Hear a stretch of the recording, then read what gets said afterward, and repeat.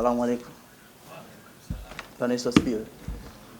Kwa majina naitwa Anderson Solomoni. Kwa maandalizi ya mchezo wetu wa kesho dhidi ya Simba, maandalizi yako vizuri kabisa. Kila mchezaji ana hali ya mechi hiyo ya kesho dhidi ya Simba.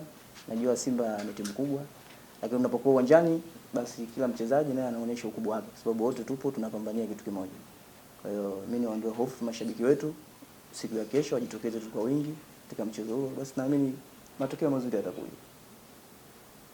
Siku zote timu kubwa lazima naye katika mechi hizo mchezaji naye uwe mkubwa ndio kuja kucheza, si ndio? Kwa afisa habari anavyoisemea timu yake, anaiona, anakuja kwenye mazoezi kwa jinsi inavyoperform mazoezini na kwenye mechi, nadhani wenyewe pia mnaona.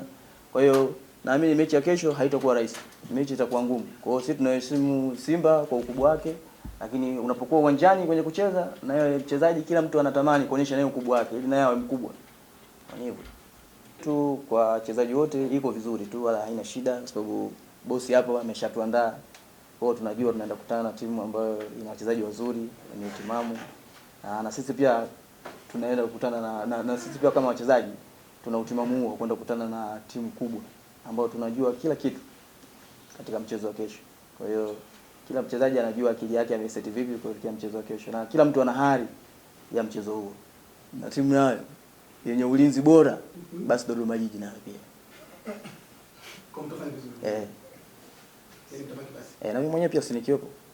Swali hili nitakuwa muuliza mchezaji. Tapaki basi ya vipi? Wewe unamkaa. Niwashukuru sana.